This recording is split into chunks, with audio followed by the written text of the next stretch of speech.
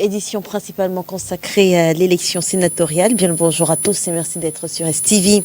Issu de la révision de la Constitution du 18 janvier 1996, le Sénat, qui représente les collectivités territoriales décentralisées, a pour mission d'adopter les lois, d'apporter des amendements, mais aussi de rejeter des textes soumis à son examen. Première législature 14 avril 2013, deuxième législature 25 mars 2018, avec depuis le 12 juin 2013 le même président Marsegna Djifendi. Alors que l'élection se tient ce dimanche depuis 8 heures, que peut-on attendre de la troisième législature du Sénat? Entendu que la campagne électorale est terminée depuis minuit, on aura de temps en temps au téléphone des reporters qui feront le point sur le terrain. Comment est-ce que l'élection se déroule? Donc, sur le plateau, nous recevons 3 des 10 partis politiques engagés dans cette élection. Monsieur Eric Pinlap, vous représentez le Social Democratic Front. Bonjour et merci d'avoir accepté notre invitation ce dimanche. Bonjour Léla, bonjour à vos nombreux téléspectateurs, bonjour à mes co-panélistes. C'est moi qui vous remercie pour l'honneur que vous faites au SDF de l'associer à ce moment de réflexion.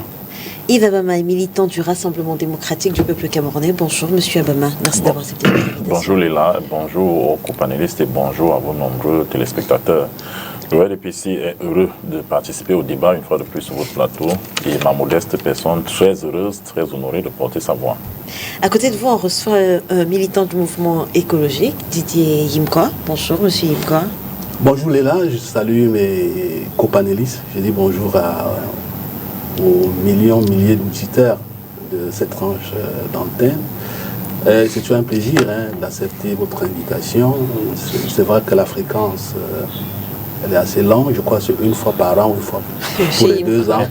Bon, l'essentiel, lorsque vous travaillez pour le bas peuple... Vous ne manquez pas de me tacler en début d'émission aussi. Non, c'est une réalité. Vous le savez très bien que vos invitations sont assez rares.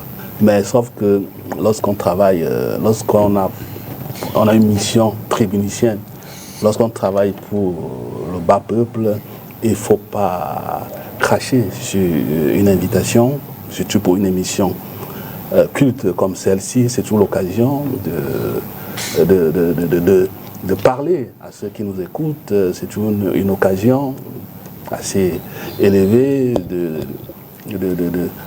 faire de l'éducation, de la sensibilisation à l'environnement. Et merci beaucoup pour votre Alors, tacle contre tacle, j'ai failli dire à l'entame de cette émission, militant du FSNC, le parti d'Issatourouma Bakary. Ça me fait sourire. Vous êtes toujours militant. Parce que ça vous amuse, vous ne parvenez pas à dire FSNC. Par contre, c'est le FSNC. Le FSNC, vous êtes toujours militant de cette formation? Non, je ne pense pas. Je suis parti. C'est vrai que ma démission n'est pas encore formelle. Mais je pense qu'au FSNC, j'ai assez donné pendant plus de 10 ans. J'ai mis mes activités entre parenthèses. Et puis, il n'y a pas que le chef de l'État qui répond souvent aux appels de ses militants. Moi aussi, j'ai répondu aux appels des Camerounais qui m'écoutent, qui me suivent tout le temps par rapport à mes activités environnementales, écologiques, qui m'ont dit que je serais plus rentable si je me mettais dans le couloir de l'écologie. Et puis j'ai accepté de servir mon peuple. Le mouvement écologique, vous êtes dans ce mouvement depuis toujours, même quand vous militez au FSNC. Non, je suis militant écologiste depuis. Voilà, depuis toujours. J'ai milité depuis le lycée de Bangaté. J'ai milité dans les clubs des Amis de la Nature quand je faisais mes humanités à l'université de Yaoundé. Donc, à un moment donné, j'ai fait mon bilan, j'ai fait mon introspection, je me suis rendu compte que mon message était limité à un certain niveau. Alors, j'ai donc fait des analyses, j'ai discuté avec des grands frères. Mais à quel moment est-ce que vous décidez? Parce que vous me dites que vous n'avez pas formellement démissionné. Oui. Pas encore, ça viendra. Oui. Mais à quel moment est-ce que la rupture s'est faite? À quel moment est-ce que vous avez décidé de partir du FSNC? Oui, moi j'ai eu le privilège, d'être reçu par le président national, qui est... Votre ancien président national, Issatourouma Bakary. Qui est un très très grand monsieur, oui. Qui est même une école de la praxis démocratique. une personnalité auprès de laquelle j'ai beaucoup appris en communication politique. Et pour cela, je lui en serais grandement reconnaissant. Mais j'ai discuté avec lui pendant 4 heures de temps, dans son cabinet. Et à la fin, quand je sors de son cabinet, j'ai compris que son agenda et le mien c'était 2 agendas parallèles. C'était quoi votre agenda à vous? Moi, je pense que j'ai fait mon bilan. Quel FSNC vous vouliez pour le Cameroun? Oui, d'abord, je me suis rendu compte que dans le FSNC, politiquement, je ne pouvais pas percer. Politiquement, vous ne pouviez pas percer? Percer à Douala. Pourquoi? Vous savez, il faut dire quelque chose. Tous les partis politiques ont un ancrage ethno-tribal.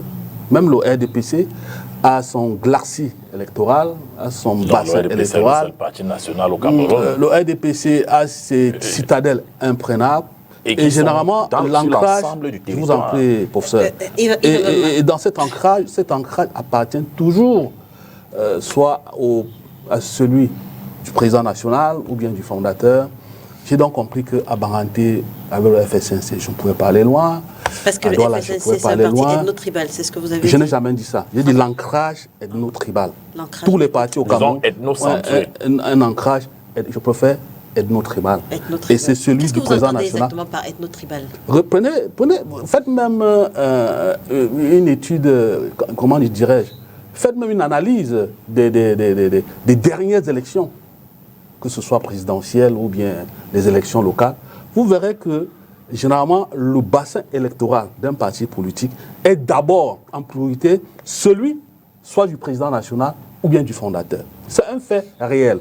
Donc quand je comprends que je ne peux pas sortir de ce piège, qu'est-ce que je fais? Je dis, bon voilà, moi je suis entré au FSNC, heureusement, avec un bagage, avec un très grand bagage qui est celui du mouvement écologique. Je dis, bon voilà, au lieu de batailler politiquement, je préfère écouter les Camerounais, écouter ceux-là qui me disent chaque fois que lorsque vous êtes sur un plateau de télé, à la radio, on vous aime. Lorsque vous parlez de l'environnement, de l'écologie, parce que là, l'horizon est très vaste, et puis vous intéressez tout le monde. Autant mieux rester dans le couloir. Et comme je l'ai dit tantôt, j'ai aussi accepté ces motions de soutien. Bon, je préfère aujourd'hui... Je suis très à l'aise. Maintenant que vous n'êtes plus dans le FSNC, en termes de diversité, quelle analyse que vous faites de ce parti? Reformulez votre question. Je parle de la diversité des militants dans cette formation politique. Je peux rien vous dire, parce que moi je suis à l'extérieur. Moi je ne sais plus comment... Vous y avez été pendant plus de 10 ans. Oui, moi je pense que le FSNC... D'ailleurs, pour vous taquiner, il y a des politiciens qui disaient que vous étiez l'un des rares militants de cette formation politique. Rare communicant. Rare communicant, pas militant. Le FSNC avait quand même beaucoup de jeunes qui militaient, que ce soit en Konsamba, dans l'ONCAM, à Nebel, à Douala 3e, il y avait des jeunes qui aimaient beaucoup la communication du président national.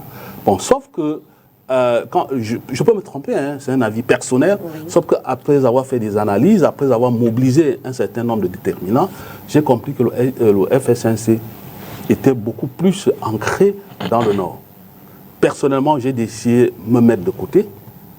Et surtout que moi, j'ai des activités... Vous aurez pu également travailler pour que ce parti soit ancré, je ne sais pas moi. Vous avez dit... Vous avez parfaitement... Je n'ai pas réussi. Vous avez parfaitement Pourquoi vous n'avez pas réussi? Oui, parce que Douala, quand même, c'est... Comment dirais-je? C'est une ville thermomètre de la politique. Oui. Vous avez le RDPC, vous avez le SDF, vous avez l'UPC, vous avez beaucoup de partis politiques. Mais je n'ai pas réussi, malheureusement, à m'insérer pour pouvoir construire un rapport de force capable peut-être d'influencer, capable d'être peut-être un conseiller municipal ou un député. Il faut aussi savoir apprendre de ses échecs, de ses faiblesses. Et lorsque vous apprenez de vos faiblesses, de vos échecs, évidemment, vous pouvez en tirer des conséquences. Et vous puis parlez en termes de jeu. J'ai l'impression que vous donnez finalement raison aux personnes qui pensent que vous étiez l'un des rares militants. Vous avez dit communicant. Communicant, j'étais pas l'un des rares. Vous parlez en termes de je n'ai pas réussi. Vous ne parlez pas de votre équipe. Oh, peut-être, excusez-moi d'utiliser le moi. Il est condamnable, mais il n'est pas. Il est haïssable, mais il n'est pas condamnable. Bon, nous, je veux dire nous, quoi, parce que nous n'avons pas réussi. Vous n'aurez pas eu la chance. Je m'en excuse, nous n'avons pas réussi à balancer ou bien à construire un rapport de force qui pouvait nous permettre de battre, par exemple, le RDPC à Douala 2e, battre le RDPC à Douala 5e. Bon, qu'est-ce qu'il faut maintenant? Parce qu'on a quelque chose à donner. Bon, je suis rentré dans mon couloir. Et le mouvement écologique est un think tank. C'est un think tank où vous trouvez tout le monde. Même mon ami, le professeur Yves, il sait très bien que de temps en temps, je peux faire appel à lui. Il est tout sourire. Il sait. Non, mais je suis d'accord avec lui. Oui, je peux c'est pas la première fois qu'on... Et je peux vous montrer des photos, peut-être, il ne sait jamais. Vous êtes d'accord avec lui quand j'étais dans une entreprise... Non, je suis d'accord avec lui sur le caractère transversal de son mouvement. C'est-à-dire que depuis qu'il il est dans cette logique-là, le discours est moins clivant, le discours n'est pas partisan, et puis ça peut attirer du monde. Et il est là, je peux vous rappeler que je reçois des invitations des partis politiques que vous ne pouvez pas imaginer qui m'appellent. Mais je serais ravi de le retrouver quand même au RDPC dans les jours à venir. De venir animer des conférences sur l'environnement écologique. Le RDPC, si vous m'appelez dans le RDPC, qui me donne le poste du secrétaire à l'environnement et au développement durable. Vous n'avez pas posé ces conditions-là. On n'en parle pas sur les plateaux. J'espère que votre ancien camarade Cissé Bimaga, c'est ça? Bamaga, qui réussira à installer véritablement... Oui, il est plus jeune que moi, il a plus d'énergie que moi. Je lui souhaite beaucoup de chance. D'accord. Merci en tout cas d'être avec nous ce dimanche, Didier Yimkwa. Alors, Éric Pina, on parle de l'élection sénatoriale. Est-ce que vous avez l'impression finalement qu'elle intéresse les Camerounais? Au niveau des Camerounais, j'ai envie de dire que de plus en plus de Camerounais s'intéressent aux élections sénatoriales. C'est vrai que c'est une élection à grands électeurs. Donc ça fait qu'en termes d'engouement populaire, c'est pas évident, mais seulement avec le travail que les différents médias ont fait et le fait que nous sommes à la 3e élection sénatoriale au Cameroun, de plus en plus de personnes s'intéressent à la question. Vous dites le travail que les médias ont fait, mais si on essaye d'évaluer les plateaux de télévision en termes de paroles portées par les candidats, il y a surtout que ce n'est presque que la CRTV qui a mis l'accent sur cette élection. La CRTV est dans son rôle, j'ai envie de dire, institutionnel. C'est-à-dire qu'ils ont des plateaux prévus, il y a des espaces prévus pour la promotion des différents partis politiques. Et chaque fois qu'il y a élection, ils ont, et malheureusement, ce serait bien également, parce que dans d'autres pays, on s'assure que les différents partis politiques ont des temps, j'ai envie de dire, égaux ou bien équilibrés de parole sur les médias. Mais seulement ce qu'il faut noter, c'est que dans les différents médias, la question des sénatoriales a été posée sur la table d'une manière ou d'une autre et on a édifié les citoyens sur le rôle des sénateurs, comment l'élection va se passer et on leur a rappelé le cadre, j'ai envie de dire, législatif qui encadre l'élection, qui encadre le travail des sénateurs. Donc, de plus en plus de médias ont fait ce travail, mais maintenant, comme je dis, c'est insuffisant, tout simplement parce que, comme vous avez dit, il n'y a que la chaîne nationale qui avait des programmes dédiés, mais dans les différents médias, on gagnerait à avoir des temps d'antenne pour ce type d'élection. Sur la même question, Didier Yimkwa, est-ce que vous avez l'impression qu'elle intéresse, je veux dire, la première élection sénatoriale au Cameroun, c'était en 2013, on est en 2022, on a eu un certain engouement en 2013, on est en 2023, est-ce que vous avez l'impression que l'engouement est le même? Cette élection, est-ce qu'elle intéresse les Camerounais? Ah, pour moi, je dirais non. D'accord. Je dirais non. Et puis, ma position est claire, parce que je ne la cache pas. Je suis l'un des acteurs qui, très tôt, moi j'ai demandé que le Sénat aujourd'hui ne serve à rien. Vraiment, que les honorables sénateurs m'en excusent. Dans un environnement où les luttes de classe ont été supplantées par les guerres de tribus, oui. C'est paradoxal pour nous, d'être contre une institution respectable où le président est parenté comme moi. J'aurais pu peut-être adoucir ma position parce que le patriarcat, nous partageons la même ère géographique. Mais moi je pense que puisque je milite ou nous militons pour le bien-être collectif, aujourd'hui je crois que c'est une institution vraiment qui ne sert à rien. Ça c'est ma position. Moi je suis un défenseur des collectivités territoriales décentralisées. Donc moi je crois que avec la vie chère, on aurait pu mettre ça de côté et puis le budget là, on dispatche ça aux collectivités territoriales parce que je travaille avec les communes, pour le moment avec les communes un peu partout au Cameroun et je peux vous dire exactement quelles sont leurs difficultés pour pouvoir implémenter un certain nombre de politiques sur le plan local. Et je voudrais partir d'une observation fort simple. Le directeur de l'ONU Habitat, je crois en 2018, lors de son adresse de fin d'année, avait déclaré, je cite, « Le déploiement durable local sera le plus grand défi des pays d'ici 2025-2030, même si notre SDN est en 2030. » Or, le développement durable local, en fait, c'est quoi? C'est le principe de participation, c'est le principe de solidarité, c'est le principe de responsabilité. Et si je veux faire une analyse, parce que quand j'entends la propagande ou bien, je ne sais pas, toute la campagne qui vient de se passer, je me demande si effectivement les gens étaient même proches des problèmes locaux. Je peux vous, en quelques secondes, balayer comme ça des choses que j'ai vues sur place. Quand vous allez par exemple à l'extrême nord, vous avez le problème des inondations un peu partout. Je n'ai jamais entendu un sénateur poser, revendiquer ces contraintes locales à la Chambre haute du Parlement. Quand vous arrivez, parce qu'il n'y a pas que les inondations, vous avez les problèmes d'accès à l'eau potable, dans le Mayokani, à Kailé par exemple, vous avez des éléphants qui discutent les points d'eau avec les hommes, c'est un réel problème, il n'y a pas assez d'eau à boire.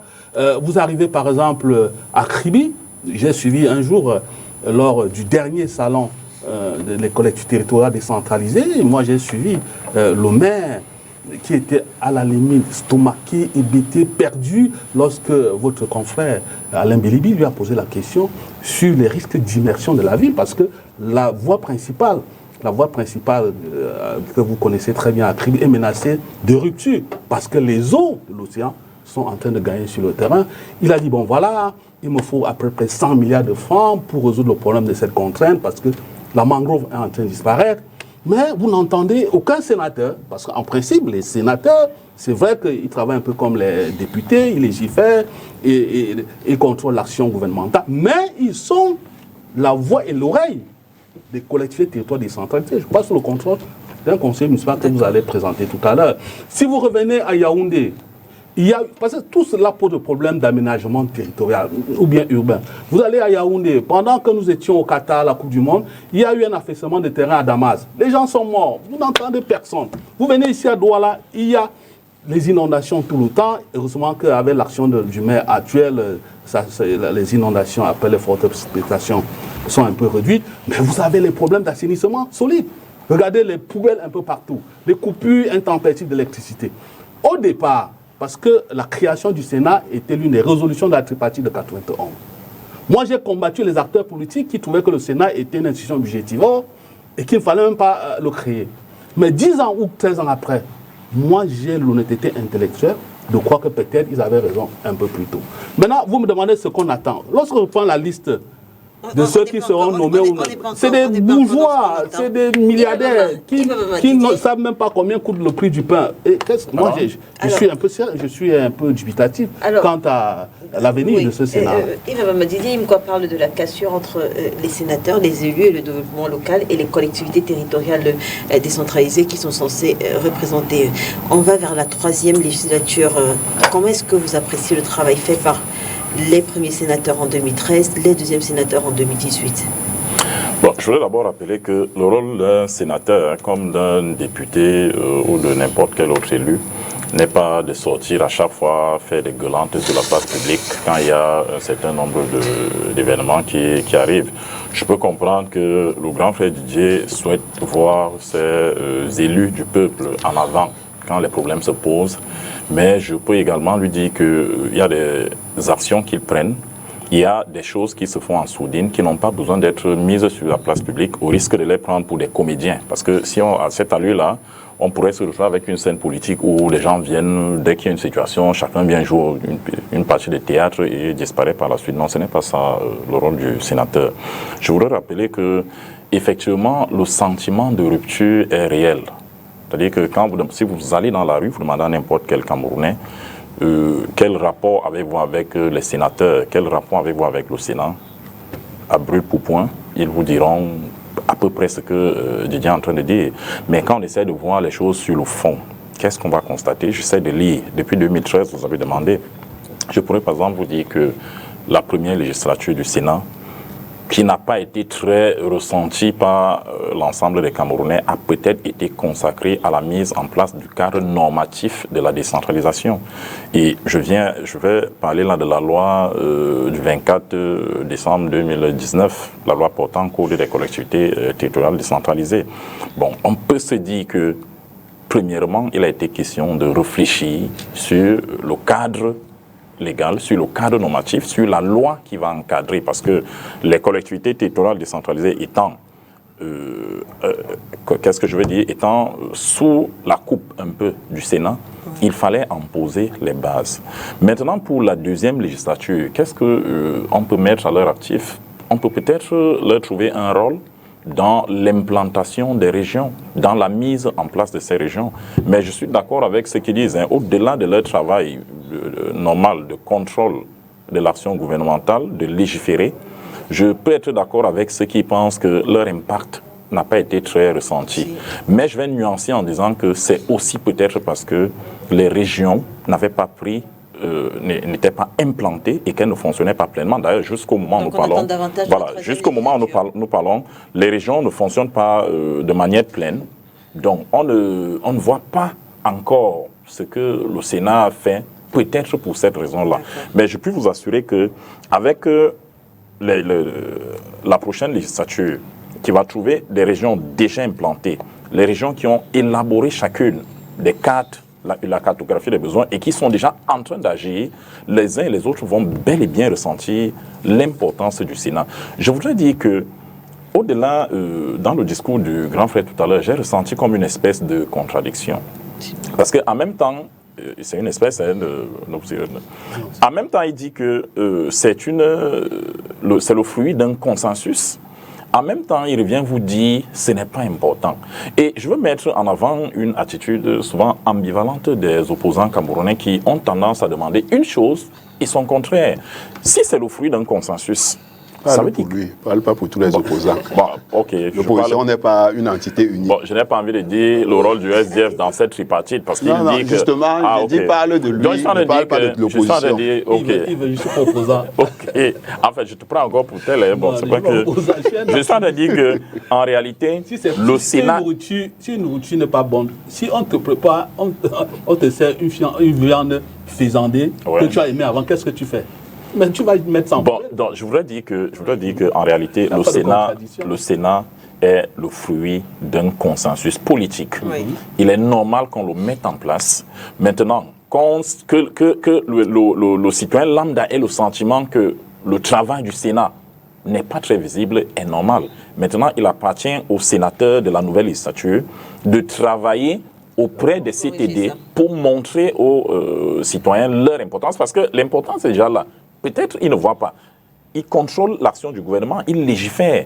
Mais dans le cadre, par exemple, de légiférer, est-ce qu'ils tiennent en compte la particularité de chacune des régions dont ils sont les représentants? Parce qu'il y a ça aussi. On veut mettre une loi en place, par exemple, une loi comme le Code minier.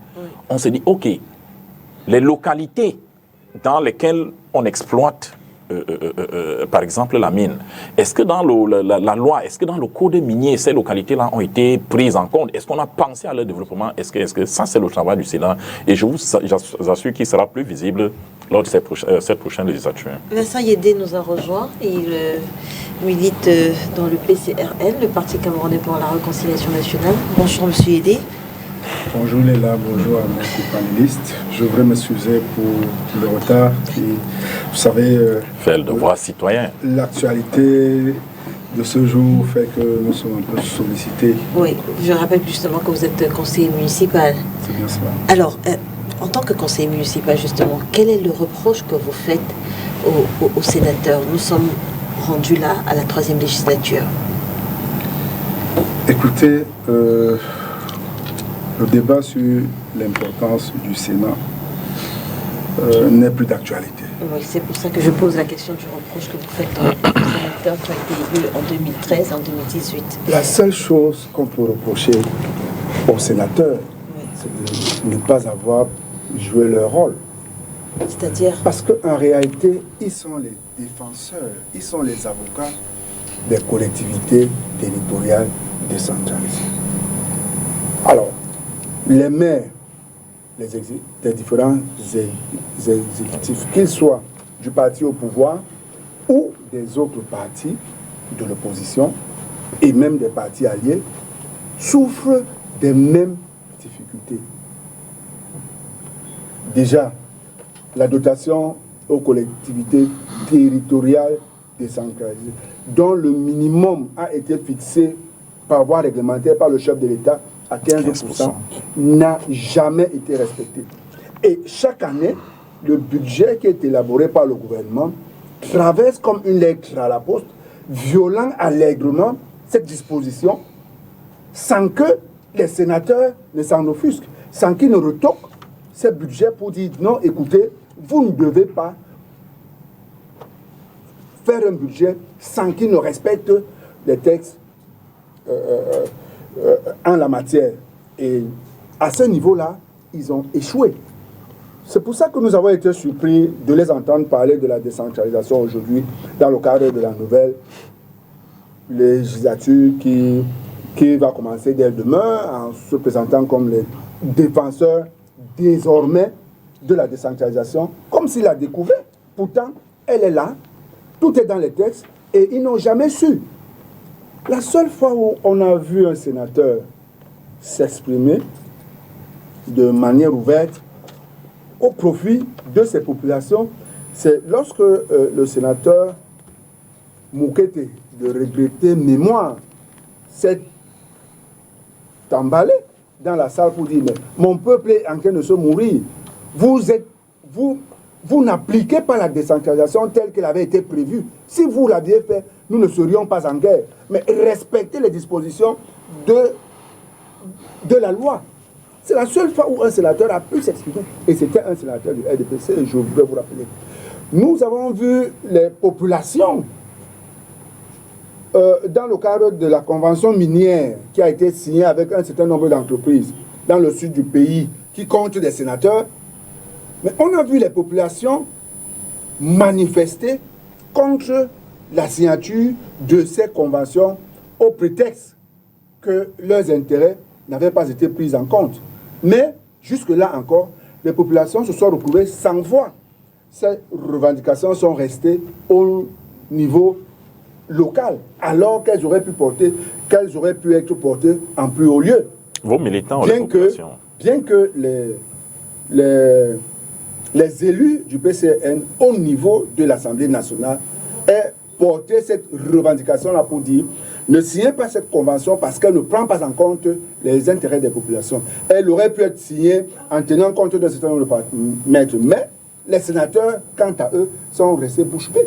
Donc, c'est tout simplement parce que les sénateurs du parti au pouvoir, qui sont majoritaires, encore une fois, au niveau de la Chambre haute, ne peuvent pas jouer pleinement leur rôle, parce qu'ils sont sous la houlette de la discipline du parti, parce qu'ils sont obligés de respecter les ordres qui viennent du parti. Alors, à chaque fois qu'une loi arrive et qu'elle est à l'initiative de leur parti, ils ont l'obligation de s'aligner. Ce n'est pas de ce genre de sénateurs-là dont le pays a besoin.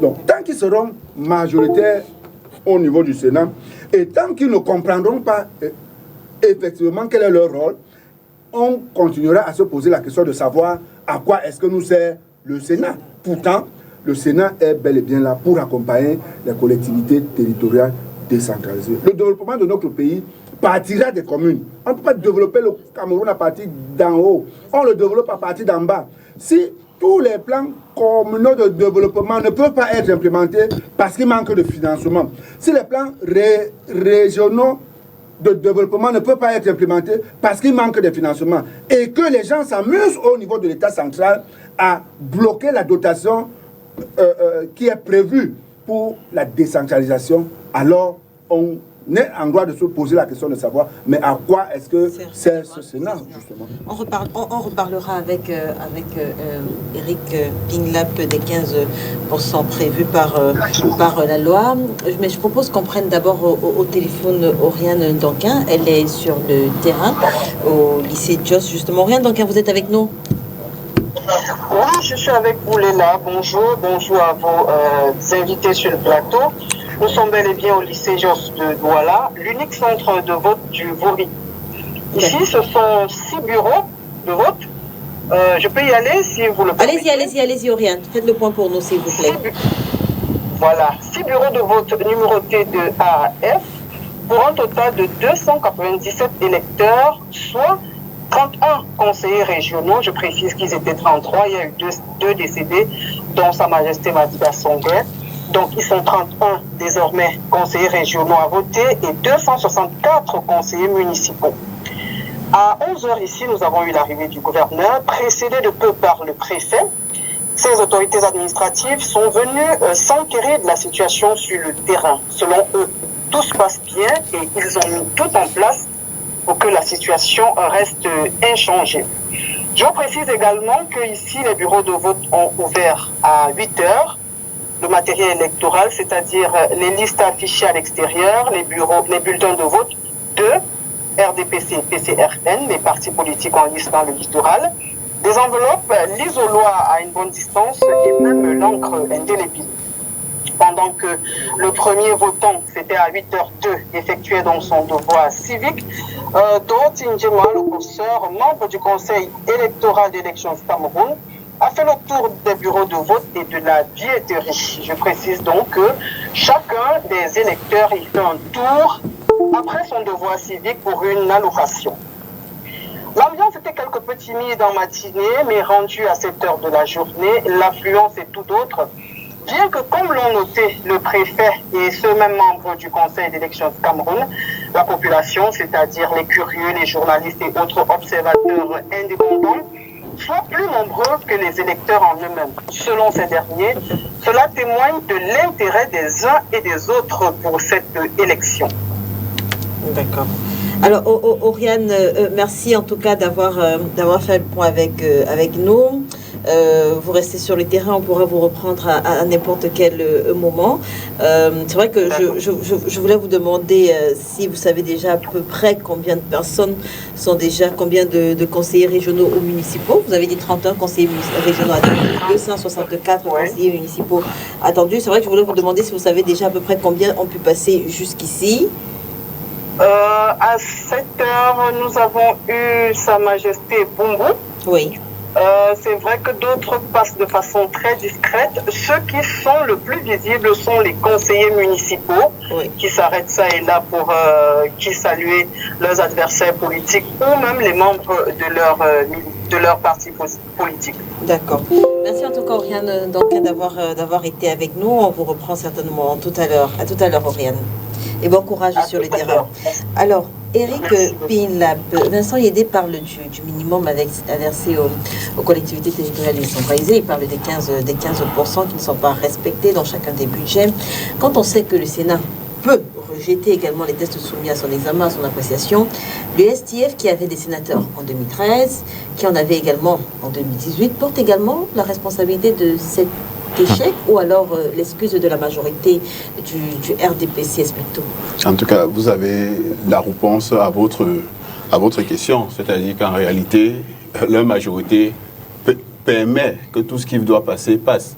Donc, ce qui fait que lorsque vous vous retrouvez minoritaire dans un système démocratique, vous ne pouvez que dénoncer, mais ceux qui prennent la décision à la fin, ce sont les militants du RDPC.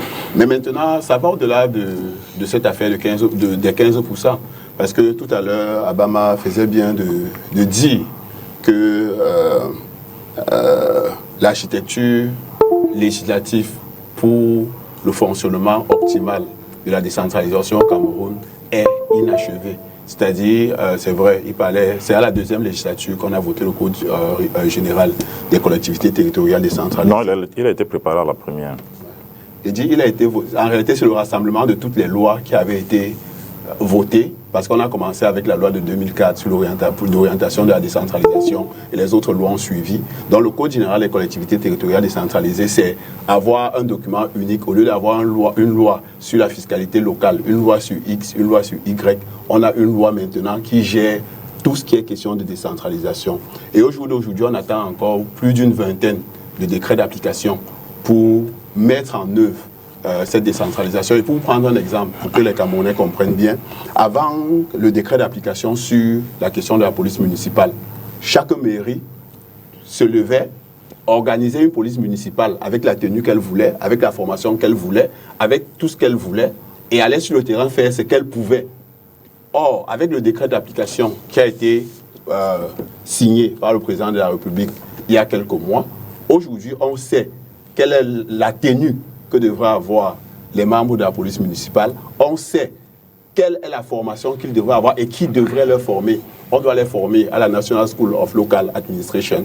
Donc, le décret d'application permet de donner du contenu à la décentralisation. Et pour le moment, ces décrets d'application n'existent pas. Donc, j'ai envie de dire, par exemple, pour ce qui est des plans régionaux de développement, il faut une administration publique locale. Et pour pouvoir organiser cette administration publique locale, il faut nécessairement un décret d'application pour dire exactement comment ça se passe. Aujourd'hui, on vous dit, pour prendre un cas simple, que les mairies vont gérer le primaire, la maternelle et le primaire. Concrètement, ça se passe comment? Il faut éclaircir ça. On a notre fameux statut spécial pour les régions du nord-ouest et du sud-ouest. Et je tiens à dire que le sénateur Mouchiguel et toute son équipe, parce qu'il faut noter que dans le nord-ouest, nous sommes sortants, on fait un travail au niveau du Parlement qui, comme d'habitude, a été noyé par la majorité. Heureusement qu'elle a bien posé la question. Est-ce que vous allez toujours noyer dans de l'excuse? C'est pas de l'excuse. C'est-à-dire qu'on est en démocratie. C'est-à-dire qu'à la fin des discussions, il faut voter. Et avec la discipline du parti, le RDPC vote ce que le parti a dit. C'est-à-dire que tout ce que vous avez dit. Et pour prendre un cas trivial, lorsqu'on a lancé l'opération Blocus, que ce soit à l'Assemblée nationale, que ce soit au Sénat, pour qu'on pose sur la table la question anglophone et qu'on en discute au Parlement. Le RDPC a dit que ça ne passe pas. C'est juste une parenthèse, une petite parenthèse rapide. Qui était, bon, vous allez me dire les députés, les parlementaires SDF, mais lequel des députés, qui était exactement à l'origine de cette opération Blocus? Opération Blocus. Vous savez, vous êtes dans une logique de venir dire qui était l'ange qui a accompagné les autres.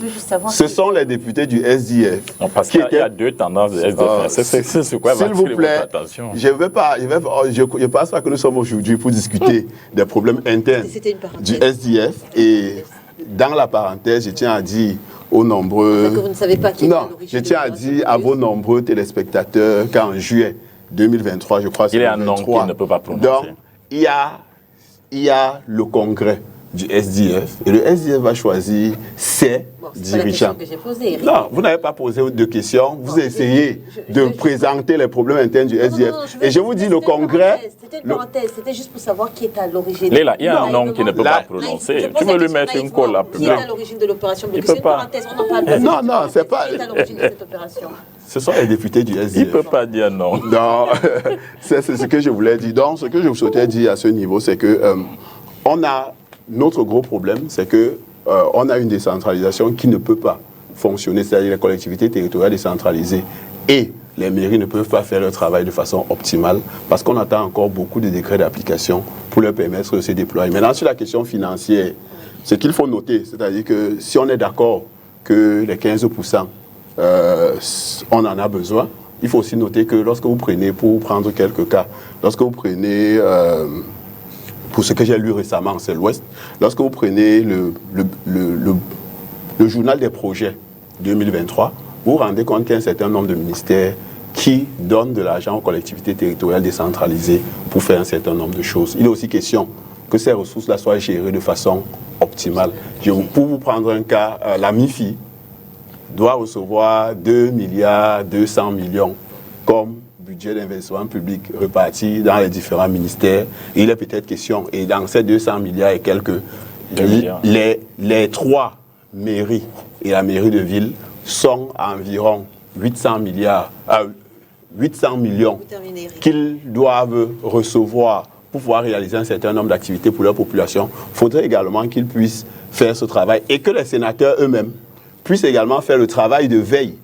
C'est-à-dire que le peu qu'on a donné, comment c'est géré. Alors, Didier Imkwa, vous ne pouvez que dénoncer parce que vous êtes minoritaire, c'est signé Eric Pingla. Est-ce qu'on doit comprendre que... Non, ça c'est une excuse que je n'aime pas. Est-ce qu'on doit comprendre que les membres de l'opposition qui aspirent à être sénateurs ont d'autres motivations quand on sait que même après cette élection, la majorité sera toujours le RDPC et donc ils ne pourront pas jouer pleinement leur rôle?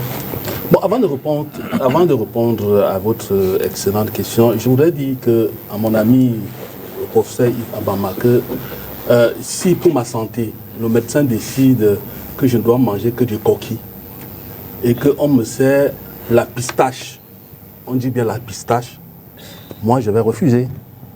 Ça veut dire quoi? Ça veut dire qu'une institution qui a été créée pour des missions bien définies, mais si ces missions sont dévoyées ou bien ont été dévoyées, cette institution devient un obstacle. Et dans le cas du Sénat, l'obstacle ici, c'est que c'est une institution budgétivore. C'est une institution qui a été créée juste pour embourgeoiser d'autres acteurs politiques.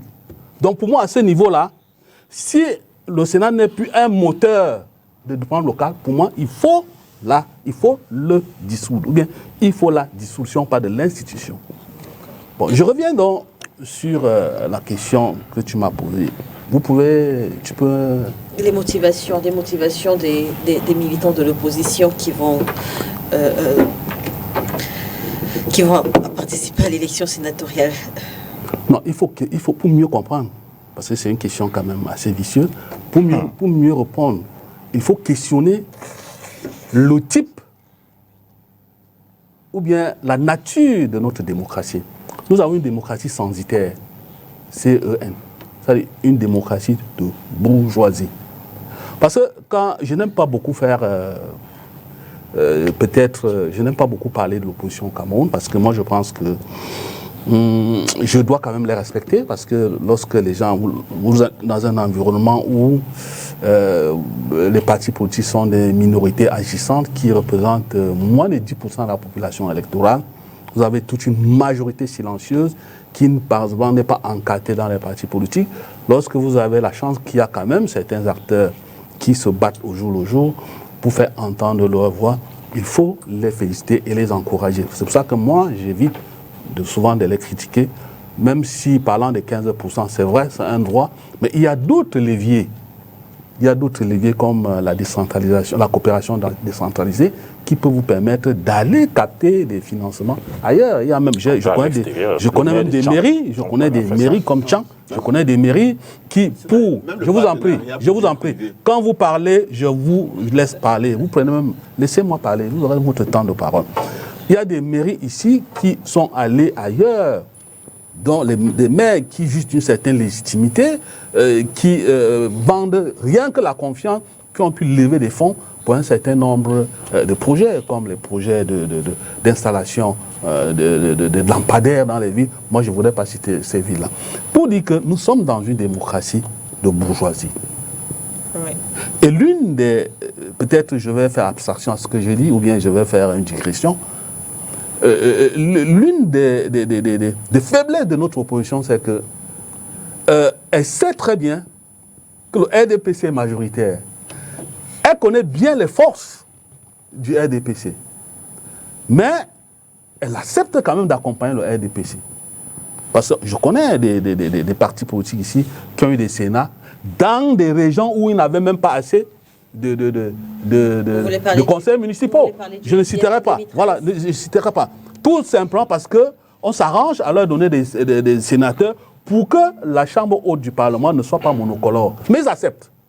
Ça, c'est l'embourgeoisement d'un certain nombre d'acteurs politiques.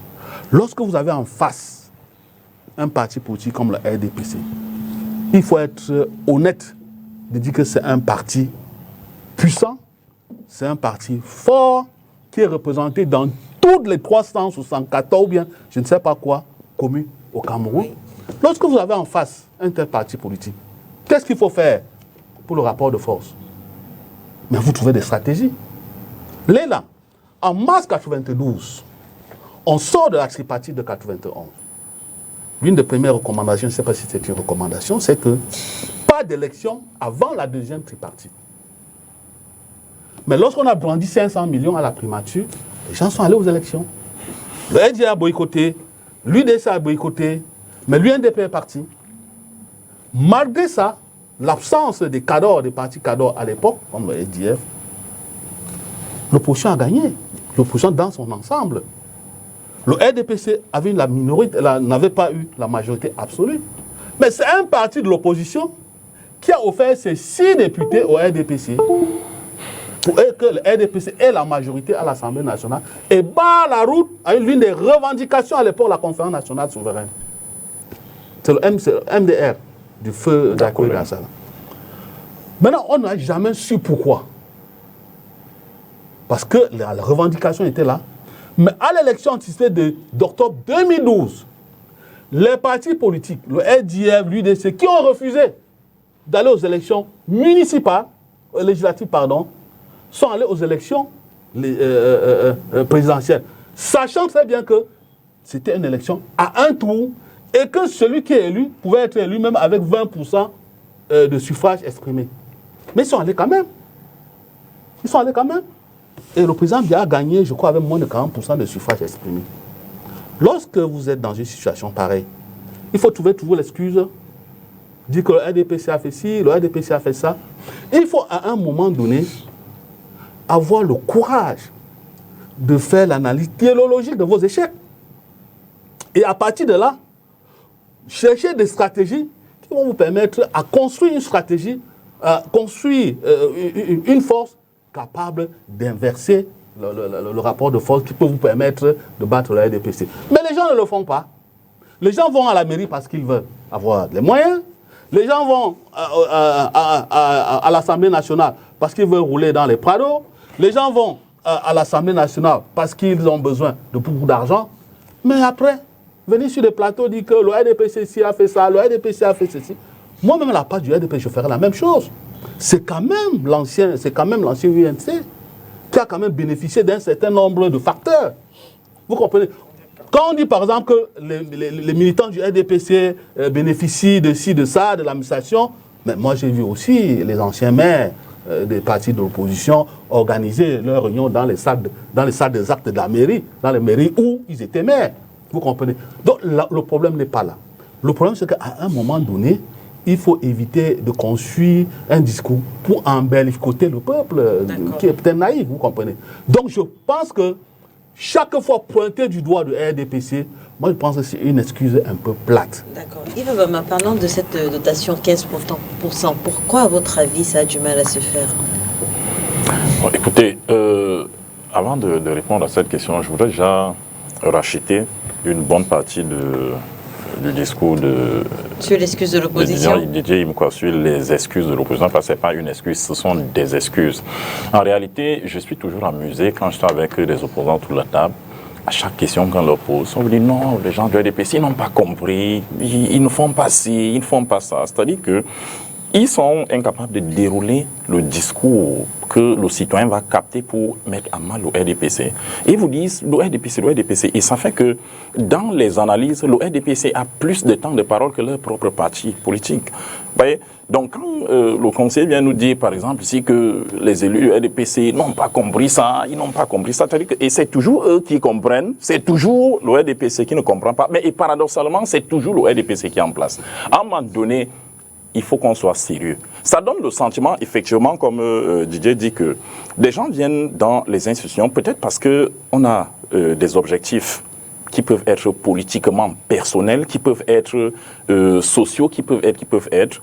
Ils sont convaincus qu'ils ne vont rien changer là-bas, mais ils viennent quand même se présenter. Et au cas où ils réussissent à accéder à un certain nombre d'institutions, les institutions deviennent importantes. Parce que je me souviens qu'il y a un député dans ces pays qui, avant d'être élu à l'Assemblée nationale, avait dit « tout le mal de l'Assemblée nationale, elle n'était même pas importante pour lui. Il fallait la dissoudre. Bon, je ne vais pas dire, mais les uns et les autres vont se reconnaître pour la trappe. C'est-à-dire que les gens vous disent l'Assemblée nationale n'est pas importante. Elle est devenue importante à partir du moment où ils y sont entrés. Est-ce que vous voulez parler de l'honorable Cabra-Libi? Je veux dire. Si vous sortez le nom, c'est que vous le savez. Si vous voulez parler de l'honorable Cabra-Libi, parce que vous avez dit autour de la table. Je ne veux pas sortir le nom. Vous avez dit autour de la table. Je ne veux pas me faire des inimitiés autour de la table. Donc je ne sors pas le nom. Le SDF est à l'Assemblée nationale depuis toujours. Ce n'est que le PCRN qui vient de rejoindre l'Assemblée. Donc si vous voulez dire l'honorable Cabra-Libi, dites-le pour que Vincent Yédé puisse vous répondre. Il faut me laisser gâter, il va arranger où vous allez arranger. D'accord, donc je leur dis que en réalité, ce discours de toujours trouver en l'autre le problème, de toujours voir que c'est l'autre qui n'a rien compris, ça c'est pas comme ça, c'est un discours qui est contre-productif. Et je ne sais pas pourquoi ils ne le constatent pas. C'est un discours contre-productif. Qu'est-ce que les gens doivent accepter? Premièrement, ils doivent accepter que l'opposition camerounaise est extrêmement faible. L'autre dit n'est pas les insulter, hein, et je suis heureux que quelqu'un qui connaît l'histoire politique de ce pays plus que moi l'ait dit avant. L'opposition camerounaise est extrêmement faible. On a l'impression que c'est une opposition des jérémiades. Venez sur les plateaux, nous dire non, on ne fait pas ça, on ne fait pas ça. Allez vous implanter sur le terrain. Vous voulez battre le RDPC? Allez sur le terrain. Vous voulez inquiéter le RDPC? Allez sur le terrain. Sur les plateaux de télévision, je ne sais pas si on conquiert les électeurs. Hein. Je ne sais pas si on parle aux Camerounais qui vont dans les bureaux de vote. Tout à l'heure, j'ai entendu quelqu'un nous dire, et je sens déjà que c'est le discours qui prépare les pleurnicheries au lendemain de la défaite des sénatoriales. Quelqu'un nous a dit autour de la table que cette élection n'intéresse personne. Mais vous avez suivi votre correspondante tout à l'heure. Qu'est-ce qu'elle dit? Elle dit que les curieux semblent être plus importants, plus nombreux que les électeurs. Mais les gens vous disent que non, ça n'intéresse personne, c'est pas important, c'est pas important. Il faut qu'on sorte de ces clichés. Maintenant, je vais revenir, voilà, si c'est mon grand frère là qui a dit ça, vraiment, je lui dis, sortons de ces clichés. Non, je vais revenir sur l'affaire. 4 millions d'habitants, on mobilise 50 000, il faut voir le ratio. Je vais revenir sur les 15% pour dire que, très sincèrement, ce serait bien que l'État central lâche du lest. Ce serait bien qu'à un moment donné, le budget, les sommes prévues pour les CTD soient entièrement reversées. Pourquoi? Je vous assure que quand vous lisez le Code des collectivités territoriales décentralisées, vous prenez la pleine mesure des missions des communes et vous vous rendez compte, comme quelqu'un l'a dit autour de la table, que le développement viendra des communes. Le développement ne peut pas venir d'en haut. Il viendra des communes. Il viendra des communes qui auront des moyens. Donc, premièrement, l'État central doit faire l'effort de mettre les 15% à la disposition des maires. Quelqu'un a encore dit autour de la table, et tous les maires s'en plaignent. Et là, ce n'est pas une question partisane, y compris les maires RDPC. Quand vous n'avez pas de moyens, c'est difficile de travailler. Et je vous assure que dans les quartiers, le besoin est énorme. La décentralisation doit être le moment de notre histoire où on va subdiviser, je ne vais pas utiliser le verbe concasser comme quelqu'un l'avait dit, subdiviser le pouvoir central pour le renvoyer dans les CTD, de sorte que quand un citoyen a un problème, que ce soit un problème de lumière, un problème d'eau, que le citoyen vienne voir le maire. Et si le maire ne fait rien, qu'il se dise que ok, je vous attends aux prochaines élections. Parce que pour le moment, on a l'impression que tout cela est bien loin. Maintenant, je vais dire que les 15% ne sont qu'une partie des ressources des communes. Le code est assez expressif là-dessus. Et je prenais le cas de l'exemple de la commune de Tchang, qui développe des grandes choses avec des partenaires extérieurs. Il faut que nos maires, il faut que les présidents de région et autres soient assez créatifs, assez inventifs, que les gens ne se disent pas, on attend tout de l'État, qu'on essaie un peu dans le partenariat public-privé, qu'on essaie d'aller chercher des partenaires à l'extérieur, comme le fait le maire de Tchang. On va prendre également Olivier Bouzique, il est à Yaoundé. Après Oriane Danquin qui a fait le point avec nous au lycée Jos. Olivier Bouzique également va nous donner la situation à Yaoundé. Allô, Olivier Bouzique, vous êtes avec nous? Bonsoir Léla, bon après-midi à tous vos panélistes et à vos téléspectateurs. Quelle est la situation à Yaoundé? Vous êtes dans quel bureau de vote? Alors, Léla, il faut dire que le département du Fundji n'a qu'un centre de vote doté de 6 bureaux de vote à l'école publique Bastos. Ces 6 bureaux ont été ouverts dès 8 h du matin aux quelques 299 électeurs composés de conseillers municipaux et régionaux. Allô? Électoral. Ces derniers ont démarré Ces derniers ont démarré le vote très tôt. Le processus se poursuit sereinement au moment où nous intervenons en direct. Plus d'une vingtaine ont déjà exprimé leur voix. Le matériel électoral a été soigneusement mis en place pour les accueillir. Les listes d'électeurs sont affichées à l'entrée de chaque bureau de vote. Les bulletins sont disponibles en quantité. L'encre indélébile, urnes et isoloirs installés selon la loi électorale. Pour l'heure, aucun incident n'est enregistré ici. Les forces de l'ordre, patrouilles mixtes, police, gendarmerie ont d'ailleurs été massivement déployées pour assurer le volet sécuritaire du processus. Ils sont par ailleurs dispersés dans toute la ville à titre préventif. Et donc, globalement, tout se passe dans le calme, sous le regard d'une vingtaine d'observateurs nationaux et internationaux qui ont effectué le déplacement. Les autorités administratives et d'Elections Cameroun font des navettes sur le site pour se rassurer d'un bon déroulement de l'élection. Il faut noter pour terminer, Leila, que comme en 2018, un seul parti politique est en course dans le Fundi. Il s'agit du Rassemblement démocratique du peuple camerounais, le RDPC, qui a présenté une liste composée de 7 sénateurs titulaires et 7 sénateurs suppléants pour la région du centre. L'objectif du parti au pouvoir est de faire une razzia, ne laisser aucune portion du terrain politique à l'opposition dans le département siège des institutions. Voilà ce qu'il faut retenir pour le moment de l'ambiance qui prévaut ici à Yaoundé. Merci en tout cas Olivier Bouzik d'avoir été avec nous. Vous restez sur le terrain, on aura certainement encore besoin de vous. On vous rappellera si besoin est. Merci Olivier Bouzik. Alors Vincent, oui, Léla, s'il te plaît, je n'ai pas fini. Je voulais répondre à Eric tout à l'heure, parce qu'il a dit quelque chose sur ma première intervention relative à la mise en place du cadre normatif de l'implémentation des régions. Oui. Donc, je ne veux c'est pas lui que je vais apprendre que si la loi a été promulguée en 2019, il reste qu'elle a été préparée bien avant. Et c'est dans cette préparation-là que je vois le travail de la première législature. C'est pas pour dire que c'est eux qui ont... Voilà. D'accord. Alors, Vincent Yédé, l'UNDP, l'ANDP, l'USDF, le FDC, le PCRN, l'UDC, l'UMS, au total 10 partis politiques sont en course, dont le vôtre, le PCRN. Quelles sont vos chances finalement face au RDPC? Écoutez, l'élection sénatoriale, c'est le sommet d'une pyramide qui a pour base des élections municipales.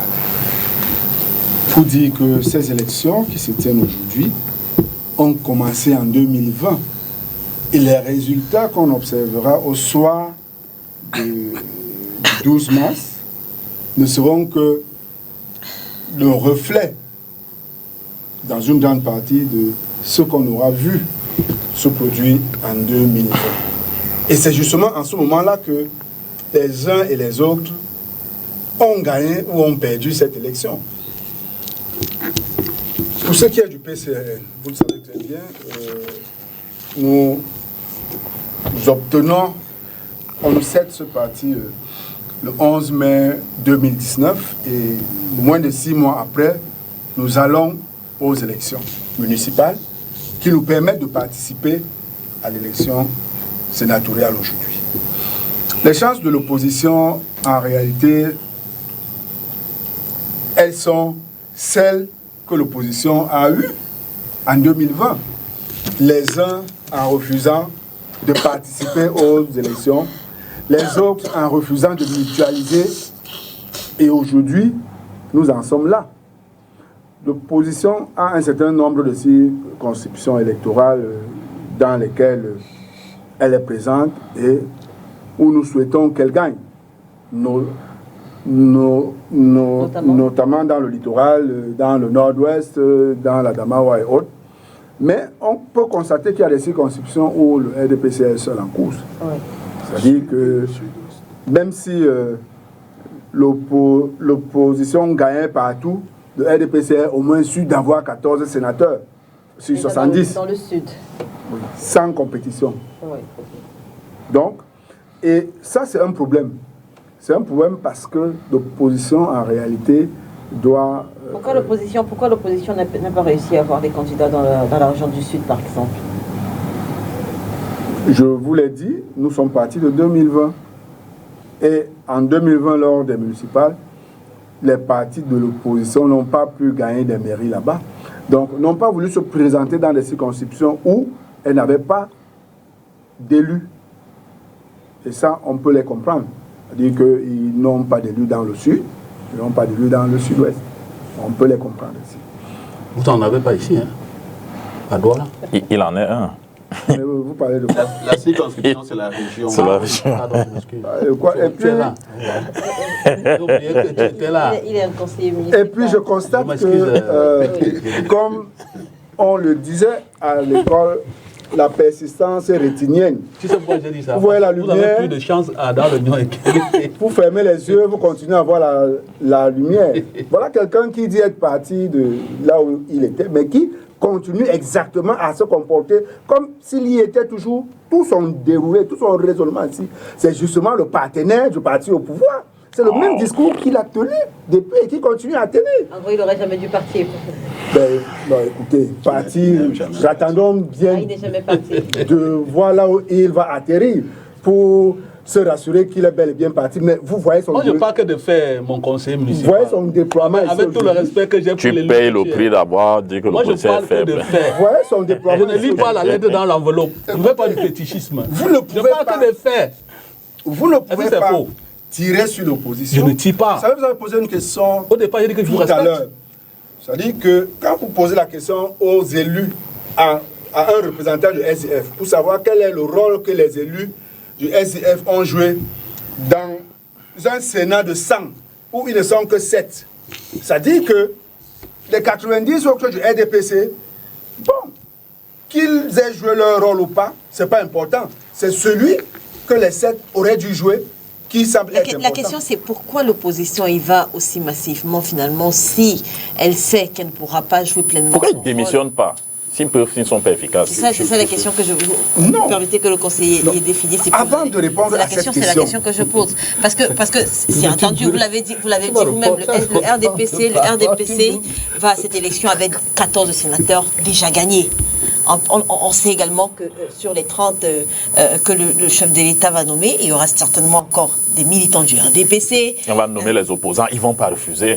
Voilà. Pourquoi est-ce que l'opposition y va aussi massivement? Si elle sait que le RDPC sera encore majoritaire, si elle sait que toutes les lois que voudra faire passer ce parti politique passeront, si elle sait qu'elle n'aura pas voix au pupitre, pourquoi est-ce qu'elle y va? Alors, Si jusqu'ici elle n'a pas pu trouver des moyens pour contourner tous ces obstacles. nous partons d'une affirmation, le Sénat ne sert à rien. Et ce Sénat dont on Ça ne dit, sert à rien. je crois qu'au départ, Ils ici, y sont candidats. on posait la question de dire à quoi sert le Sénat, pourquoi est-ce qu'on y va. Donc, si on va au Sénat, un Sénat qui est majoritairement occupé par les militants du RDPC, et si on estime que le Sénat n'a pas joué son rôle, c'est majoritairement à cause de ceux qui ont la majorité là-bas. Je veux dire, de RDPC. Partons de là. Première législature, le conseil a été fait, le RDPC avec la majorité absolue, donc toutes les lois qu'il voulait faire passer, passaient. Deuxième législature, c'est pareil, l'opposition n'a pas trouvé des stratégies. Ce sera encore pareil pour la troisième législature, et puis ce discours, on va le répéter continuellement. Dans ce cas, ne faisons pas l'économie du procès de ceux qui occupent le Sénat et qui ne lui font pas jouer le rôle qui doit être le sien. Ne faisons pas cette économie-là pour tirer sur ceux qui viennent grappiller quelques places pour faire entendre leur voix. Mais puis s'ils viennent Maintenant, dire que les autres n'ont rien fait, une fois qu'on voilà. l'a dit, Oui. une fois qu'on l'a dit que les élus du RDPC qui sont présents au Sénat ne jouent pas leur rôle, on peut maintenant interroger quel est le rôle ou l'importance de ceux qui savent déjà qu'ils ne seront pas majoritaires, mais qui acceptent quand même de jouer le jeu. Exactement. C'est pour ça que nous disons que, je pose.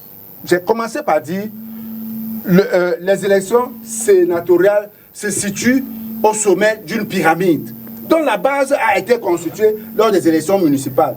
Nous avons été aux élections municipales en 2020. C'est tout à fait normal que le processus aille jusqu'au bout et qu'on participe jusqu'au bout. Parce qu'entre-temps, ça ne vous a pas échappé que pendant les 14 jours, nous avons tenu la dragée haute en discutant, en parlant de la décentralisation, en parlant du rôle du Sénat, en partageant notre projet de société. C'est extrêmement important de prendre la parole pendant cette période-là. Le PCN qui se positionne comme une troisième voie, ne doit pas manquer au débat. Lorsqu'il y a débat public, la voix du PCN doit être entendue. Donc, à ce niveau-là, nous acceptons de participer à toutes les élections qui vont nous permettre de nous exprimer. Maintenant, pour ce qui est de notre présence au Sénat, nous ne sommes en lice que dans le littoral. Et le littoral, pour ceux qui le savent, c'est le littoral qui porte la dynamique du PCN. Contrairement à ce qu'on a souvent entendu, le PCN a sa base à Douala. C'est parti de OMC. Tous les premiers militants, c'est à Douala. Dans la région du littoral, nous sommes dans quasiment tous les départements. Donc, nous avons dit, on vient là où est notre sol. La réponse à Didier Imkwa qui pense que le PCRN est mieux implanté dans l'Union Ekele. J'imagine que c'est les chiffres. Hein. C'est un fait. Il ne parle que d'Union Ekele, qui est un département. Le PCRN est dans le département du Vouri, il est dans le département de la Salaga maritime, il est dans le département du Nkam, dans la seule région du littoral. Il ne peut donc pas dire que le PCRN n'est... En termes de grands conseillers. Mais non. Parlez de ce que vous savez. Je vous dis donc que le PCN est beaucoup plus implanté dans la région du littoral. Et c'est pour ça que nous venons, dans notre socle, concourir. Où il est dans les 4 départements. 3 sur les 4. Ah, 3 sur les 4. 3 sur les 4. Voilà. Donc, c'est pour ça que nous avons accepté de concourir dans la région du littoral. Et ce n'est pas simplement pour faire de la figuration. D'accord. Sans plus en campagne, sur la même question, les chances du SDF, au moment où vous particulièrement, votre parti connaît des troubles avec l'exclusion, l'auto-exclusion de certaines têtes fortes, on va le dire. Déjà, ce qu'il faut noter, c'est que nous sommes présents dans la région du Nord-Ouest. Et dans la région du Nord-Ouest, nos sénateurs sont les sénateurs sortants. Et je pense qu'un travail a été fait et nous ne sommes pas à la période de la campagne. Nous pensons objectivement que nous allons remplir. Mais vous me permettrez de réagir à tout ce qui a été dit. J'aimerais déjà dire au stratège Imkwa, qui a fait 10 ans et qui n'a pas été capable d'implanter une structure dans une commune, qu'il est mal placé pour donner des leçons aux gens qui sont en train de travailler au quotidien pour faire vivre des partis politiques. Donc, cette stratégie qu'il présente là, il aurait pu l'implémenter pendant les 10 ans qu'il a officié comme responsable d'un parti politique. Donc, ce serait bien que lorsqu'on vient donner les leçons de stratégie, quand on vient donner des leçons de stratégie, qu'on puisse... Non, je dis bien... Ou plutôt un carrier du je veux pas entrer. C'est-à-dire que... Ce sont les faits. C'est-à-dire, je réponds aux questions. Lorsqu'on vient donner... Les opposants n'aiment pas qu'on leur dise. Tout à l'heure, vous m'avez... Tout à l'heure... Laissez-moi parler, s'il vous plaît. Vous m'avez pointé. Je dis bien... Moi, au moins, je reconnais ma faiblesse. S'il vous plaît... Je n'ai jamais accusé le SDF. Je n'ai jamais accusé le RDPC. Donc, crime, c'est d'avoir dit... Monsieur Imkwa... Vous accusez le RDPC. Monsieur Imkwa, laissez-moi finir. Non, accusez-vous vous-même. Je dis, monsieur Imkwa, je suis en train de parler. Je n'ai jamais accusé qui que ce soit. Je dis, oui, je suis en train de parler. Vous n'êtes pas... Si vous êtes militant du RDPC... C'est ça, obligé de défendre. Donc, ce que j'ai dit, c'est que lorsqu'on est expert en stratégie, on met en œuvre sa stratégie. On ne donne pas les leçons aux autres. Ça, c'est la première chose. Mais là, ce que je souhaitais également dire, c'est que pour ce qui est des partis d'opposition, lorsqu'on dit, c'est pas venir se plaindre. Je tiens à dire ici que si l'honorable Nietzsche n'avait pas été député, le Covid-Gate n'aurait jamais existé. Parce que c'est en tant que député de la nation qu'il a porté un problème à bras le corps. Il a été traité de tous les noms d'oiseaux, même par ses collègues députés. Ah, j'ai cru que vous alliez dire même par ses camarades du SDF. Vous savez, le SDF l'a toujours soutenu dans sa démarche. Donc, ça se voit. Hein. Seigneur Jésus. Monsieur Abama, et je tiens à dire, sur la base de ce travail à l'Assemblée nationale, il n'aurait pas été à l'Assemblée nationale, sa voix n'aurait pas porté, son combat n'aurait pas porté, et on n'aurait pas obtenu au moins un éclaircissement sur la gestion de ces fonds, même si le RDPC... Non, mais vous savez que ce que vous dites là, c'est du n'importe quoi, c'est du populisme. Le décret, bon, je retire, c'est du populisme. Le décret du président de la République qui institue même les fonds Covid prévoyait déjà un audit à la fin. Vous enfoncez les portes ouvertes. Allez-y, Eric. Monsieur Abama, pour vous montrer que c'est lorsqu'on porte le combat Je prends tous les fonds Covid. Lorsqu'il y a eu les problèmes avec le fonds Covid, s'il vous plaît, grandement ouvert. Ouais, Monsieur Abama, Yves Abama. On a 3 fonds Covid qui ont été débloqués. 180 milliards sur lesquels l'honorable Nietzsche avait des éléments et il a posé le problème sur la place publique.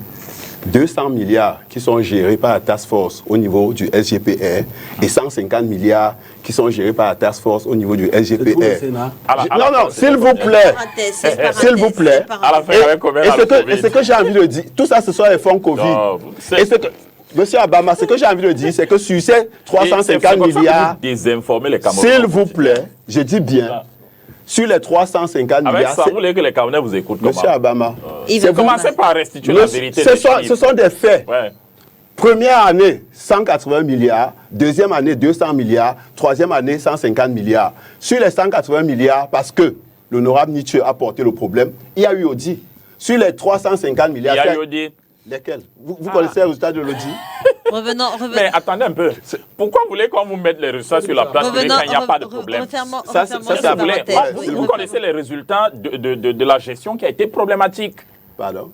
Bien sûr, de l'audit de la gestion qui a été problématique. À chaque fois que ces fonds ont été mis sur la table par un décret du président de la République, il y a eu la partie audit. Et il y a un montant qui était consacré à cet effet-là.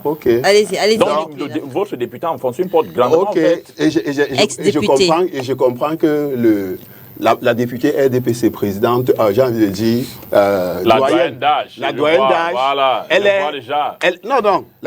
la doyenne d'âge. Voilà, c'est la récupération. Yves Abama, permettez qu'il poursuive. Allez-y. Parlez de son pas. Monsieur Abama, ne le perturbez pas. Quand moi je vais... vous-même vous perturbez tout à l'heure. Apparemment, vous voulez que je fasse la même chose. Yves Abama, apparemment, vous souhaitez que je fasse la même chose. Allez-y. Donc, ce que je voulais dire... Vous disiez quand leur doyenne... Lorsque la doyenne parle du pays des scandales, ce que je sais, c'est que pour tous les scandales qu'elle a cités, il y a des décrets, il y a des décisions présidentielles qui ont été prises et qui n'ont pas été implémentées. Si vous faites comprendre aux Camerounais que depuis 40 ans, on n'a pas l'eau, on n'a pas la lumière, et tous les jours, tout se passe bien. C'est à cause de ça que les citoyens ne vous écoutent pas. On n'a pas l'eau, on n'a pas la lumière. Vous ne pouvez pas dire qu'on n'a pas assez, mais vous dites on n'a pas. Et vous voulez que le Camerounais qui vous suit à la télévision, vous prenne la comment? J'étais à Mayo ou l'eau. J'étais à Mayo. Dans ce cas, nuancé. Je ne vous dis pas de dire qu'il n'y a pas tout. Nuancez votre discours pour être audible. Où il n'y a aucun point d'eau potable. Dites-le. Donc, ne venez pas quand il dit qu'il n'y a pas. Il n'y en a pas. Malheureusement, puis, dans le temps ne le permet pas. Jusqu'ici, on a installé près de 3000 forages pour lutter contre cette... Monsieur Abama, les forages... Yves Abama, vous avez été dans le Grand Nord récemment? Monsieur Abama... Non, je n'y ai pas été. Je vous dis que... Monsieur Abama... Non, mettre 3000 forages ne veut pas dire avoir réglé tous les problèmes. Monsieur Abama... Allez-y, Eric Pilap. Sur vos 3000 forages, il y a ce qu'on appelle forage, entre guillemets, qu'on est venu creuser. L'eau a coulé un jour et c'est bon. C'est ça. Et c'est vous qui venez le dire. Si on va vous croire. Merci. OK.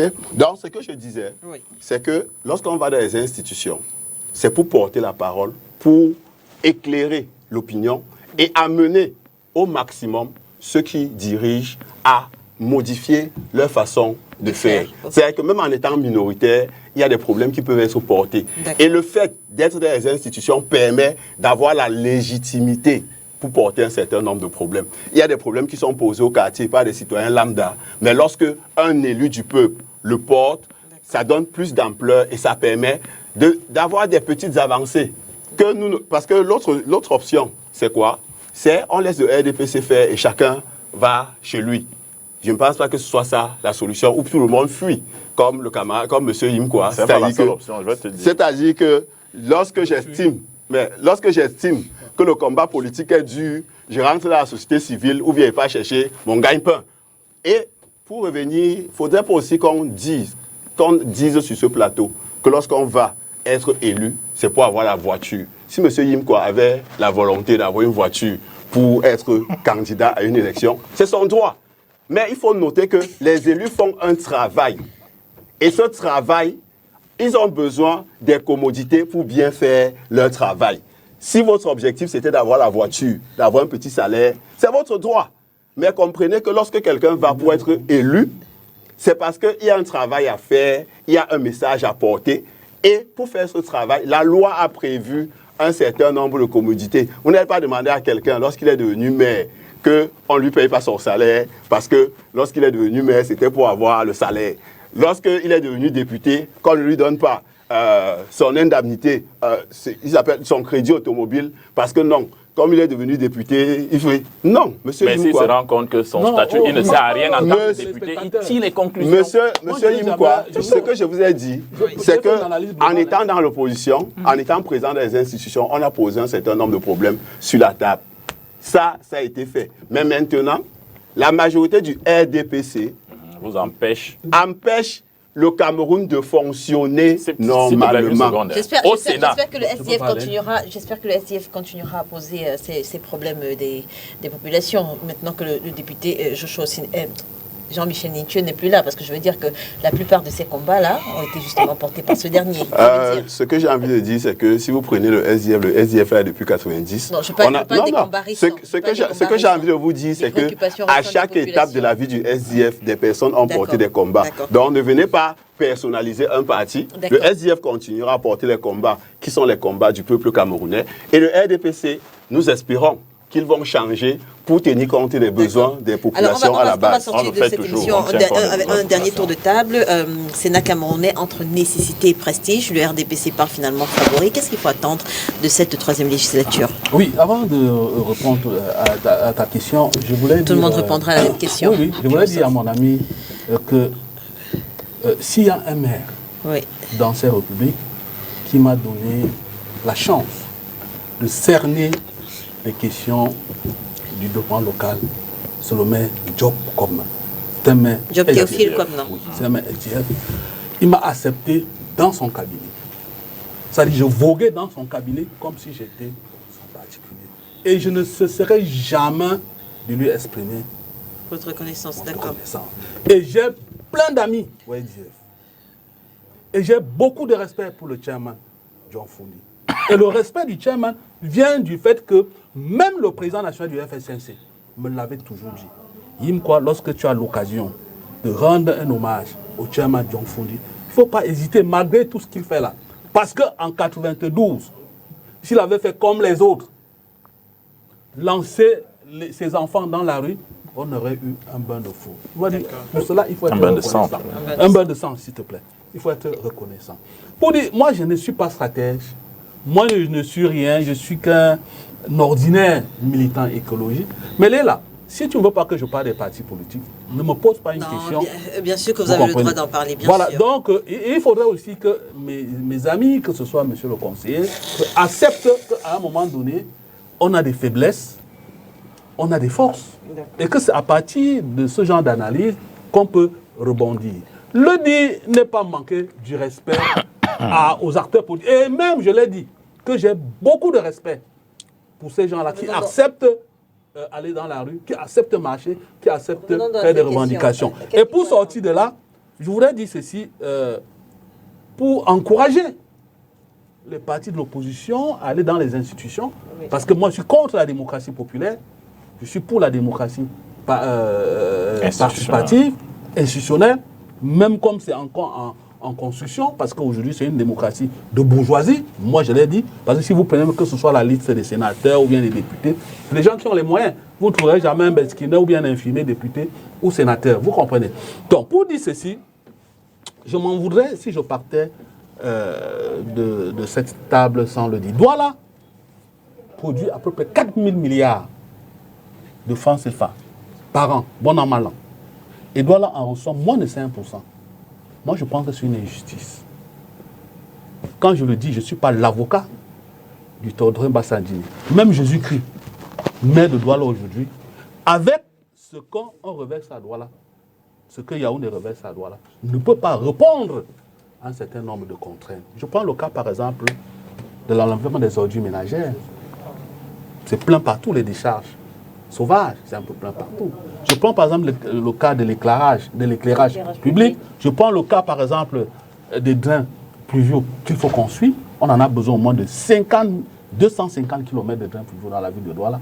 On a à peine à 60 km parce qu'il n'y a pas assez de moyens. Oh, c'est là le combat des sénateurs.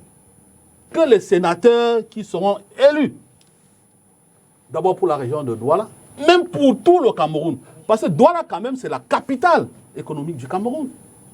Il ne faut pas oublier un autre facteur, la circulation. Il était dans le maillot Oulou. Est-ce qu'il est au total du maillot Oulou? Moi, je vais chaque fois à l'extrême nord, alors que je suis de Banganté. Mais quand j'y vais, je trouve qu'on a planté des arbres, il y a la route. C'est 2 fois. Non, c'est pas beaucoup. C'est 2 fois. C'est le fédéralisme communautaire. Non, c'est pas ça. On dit que les gens circulent. Ça veut dire quoi? Ça veut dire que si on construit une belle route, par exemple, vous êtes à Kribi, vous voulez aller à Ebolova, vous n'allez plus rentrer à Edea ou bien à Yaoundé avant de contourner, alors qu'il y a juste une petite bretelle pour aller de Kribi à Ebolova. Mais si on construit une route là-bas, est-ce que c'est un problème? Voilà le combat que nous menons. Vous comprenez? Pour dire qu'il faudrait que les sénateurs, même comme je suis contre le Sénat, j'espère qu'ils vont me contredire et que l'année prochaine, parce que j'aurai une autre invitation l'année prochaine, si plaît à Dieu, on pourra faire le bilan ici. On pourra faire le bilan ici. Moi, je souhaite que pour une fois, que les sénateurs, quand je les vois, ils sont très nombreux, qui sont des milliardaires. Je ne sais pas si parmi eux, là, il y en a même qui savent combien coûte le prix du pain. J'espère qu'ils pourront descendre leur piédestal et puis apprendre à aller voir les conseillers municipaux, comme mon ami qui est ici, pour qu'ils lui expliquent réellement les problèmes des collectivités territoriales décentralisées, les régions, parce que je ne connais même pas le président de la région du littoral, on ne l'entend pas beaucoup, il attend, on ne l'entend pas beaucoup. Pour qu'une fois, les problèmes du développement local, et je suis d'accord avec ce qu'il vient de dire, les communes, les CTD sont des véritables laboratoires du développement durable local pour que ces sénateurs puissent porter les revendications. Il va pas m'assurer la même question. À la Chambre. Qu'est-ce qu'on peut attendre de la 3e législature du Sénat? Bon, ce qu'on peut attendre, je vais reprendre, parce que ce dimanche, j'achète presque tout ce que mon grand fait, il me met sur la place. Donc je vais reprendre. Non, il arrive des moments où je rachète. Non, il arrive des moments où je suis d'accord avec vous. Donc je voudrais dire qu'en réalité, il faudrait que les sénateurs de la 3e législature se fassent un peu plus proches des Camerounais, dont des CTD, dont ils sont les représentants que par le passé. Les 2 premières législatures pouvaient leur donner l'excuse de n'avoir pas été implémentés et ils n'avaient pas la possibilité de travailler pleinement avec eux. Cette fois-ci, les CTD sont là. Les sénateurs qui seront élus dès aujourd'hui doivent travailler de main dans la main avec ces élus locaux. C'est pour le bénéfice de nos populations. Je voudrais quand même faire une petite remarque à certains de nos amis de l'opposition quand ils estiment que le RDPC par sa majorité obèse leur empêche de faire quoi que ce soit. La responsabilité qui est la vôtre, c'est de tirer les conclusions qu'il faut quand vous êtes en pareille circonstance. Je vais vous prendre un cas, et là je vais un peu faire une fleur à mes amis du PCRN. Vous avez vu, à un moment, ils ont fait du bruit à l'Assemblée nationale parce qu'ils n'étaient pas d'accord avec un certain nombre de choses. Ils sont peut-être 5, mais ils ont tambouriné si bien que le monde entier était au courant qu'il y a des députés qui ne sont pas d'accord là-bas avec quelque chose. Vous, au Sénat, vous n'avez pas été d'accord. Qui au Cameroun était au courant que vous n'étiez pas d'accord? Mais vous venez sur les plateaux, et bien sûr, personne au Cameroun n'était au courant que vous n'étiez pas d'accord. Vous venez sur les plateaux nous raconter qu'à un moment donné, l'opposition est importante. Pourquoi?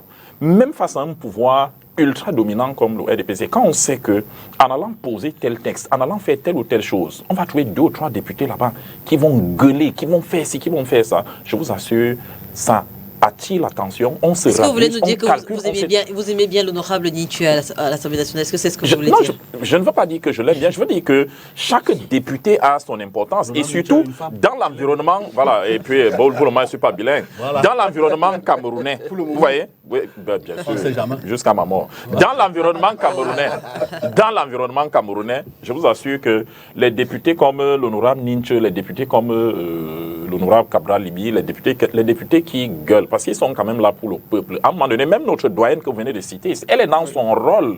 Il faut que le peuple se dise à un moment donné que voilà quelqu'un qui est en train de gueuler pour moi, même si on n'est pas d'accord avec lui.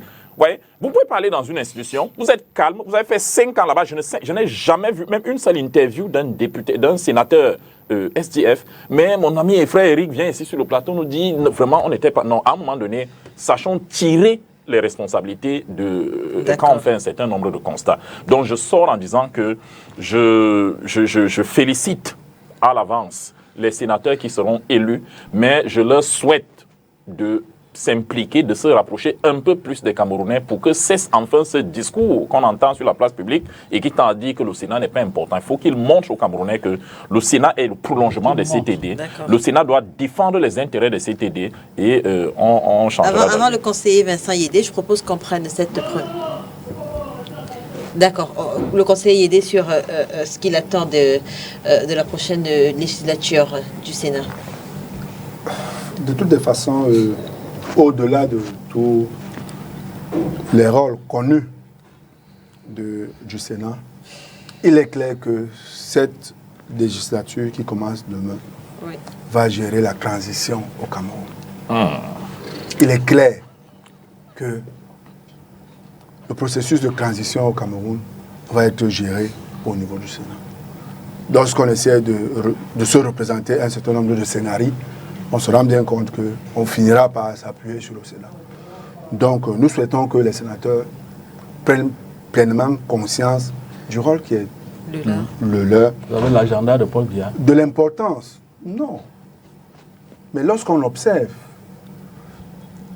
au vu de tout ce qu'on voit, avec l'âge, avec ce qui arrive, il peut ne pas, même si, de toutes les façons... Les Camerounais peuvent le plébisciter encore en 2025. Il n'y a pas de souci. Il peut être replébiscité, mais il peut arriver que nous soyons amenés, que le Sénat soit amené à gérer la transition. Parce que le reproche, le principal reproche qui était fait à ce Sénat sortant, c'était plutôt la qualité du leadership de ce Sénat. Et on n'était pas sûr qu'en cas de vacances du pouvoir, ce Sénat pouvait jouer pleinement son rôle. Pourquoi vous parlez à demi-mot? Vous savez déjà que le sénateur Nyadi Fendi... Vous savez déjà que le sénateur Nyadi Fendi ne sera pas reconduit à son poste de président de cette chambre haute. Écoutez, il a bien travaillé. Il y est depuis 2013. Et puis, il n'a jamais été élu, hein. Il a toujours été nommé.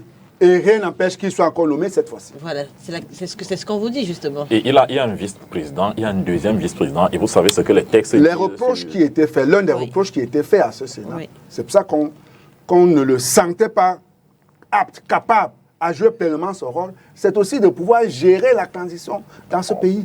Nous souhaitons donc que ce nouveau Sénat qui arrive, on peut avoir l'eau, on peut avoir l'électricité, mais à cause des mauvaises décisions politiques, tout cela peut être remis en cause et rasé, comme on le voit dans d'autres pays aujourd'hui, pour des décisions politiques prises par des responsables, alors que le pays avait l'eau et l'électricité. Donc il faut faire attention. Ce n'est pas seulement l'eau, ce n'est pas seulement l'électricité, mais c'est aussi la qualité des décideurs, la qualité des responsables qui auront la responsabilité à un moment donné. C'est tout le mal que nous souhaitons au Sénat qui va commencer là demain, que les sénateurs jouent pleinement leur rôle, tout simplement. Eric Pinlap. Je ne vais pas revenir sur la question de il faut qu'ils jouent pleinement. Voilà, j'aimerais juste insister sur la situation particulière des régions du nord-ouest et du sud-ouest, avec la question du statut spécial et de tout ce que vous connaissez comme problème à ce niveau-là. Donc, il sera question de mettre les bouchées doubles pour pouvoir implémenter réellement ce statut spécial qui pourra, au moins, à défaut de mettre fin à la crise, mais au moins la réduire à sa plus simple expression. Ça, c'est le premier élément. L'autre élément, c'est pour ce qui est de, je ne sais pas, ce sera beaucoup plus, j'ai envie de dire carrément, du corps à corps, parce qu'il est important que les différents décrets d'application pour l'implémentation de la décentralisation que nous voulons tous soient signés par le président de la République. Et pour cela, on aura besoin de l'appui des sénateurs du parti au pouvoir, tout simplement parce que, quoi qu'on dise, peu importe les scénarios qu'on prend, ils auront la majorité au Sénat. Donc, on aura besoin qu'ils prennent conscience du fait qu'ils ont une responsabilité qui va au-delà de celle... Les sénateurs SDF, Aucun sénateur SDF n'a été nommé. Il nomme toujours ses alliés. UNDP, MDR, je crois. Et je tiens à dire ici, parce que lorsqu'on disait que, est-ce que quand on va nommer un opposant, il va refuser. L'honorable Koupita Damou a été nommé en 2013.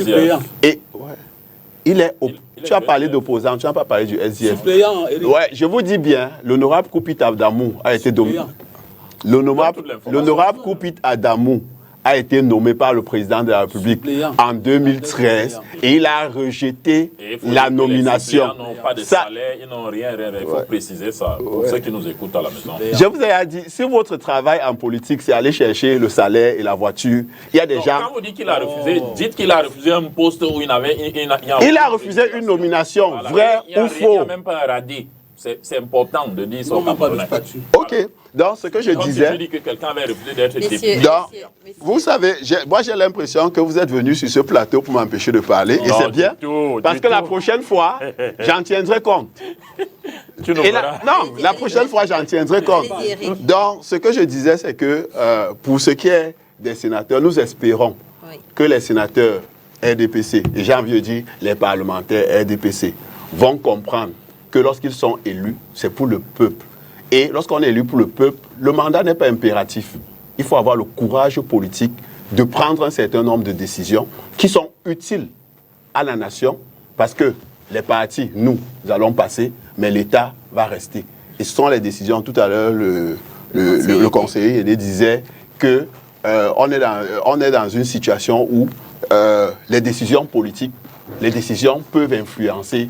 On peut avoir l'eau, on peut avoir l'électricité, le lendemain, on n'a plus rien. La région du Nord-Ouest et du Sud-Ouest, il y a plein de communes où il n'y a quasiment plus rien. Les populations sont obligées de venir vivre ici dans la précarité, tout simplement parce qu'il y a des décisions qui n'ont pas été prises ou bien qui ont été prises au mauvais moment dans ces régions-là. Donc il est question que les uns et les autres comprennent que le Cameroun est au-dessus de nous tous et nous devons travailler pour que ce Cameroun avance. Merci en tout cas Eric Pinola d'avoir été avec nous ce dimanche. Merci à vous, conseiller Vincent Yidé, d'avoir été là. Merci également à vous Yves Abama. Merci Didier Mkwa. Mesdames et messieurs, merci de nous avoir suivis. L'émission est rediffusée demain, d'abord ce soir, quand il sera à 20h30, demain lundi. Lorsqu'il sera à 13h30, on se retrouve dimanche prochain sur les antennes de Spectrum Télévision, si bien sûr Dieu le veut, en dimanche.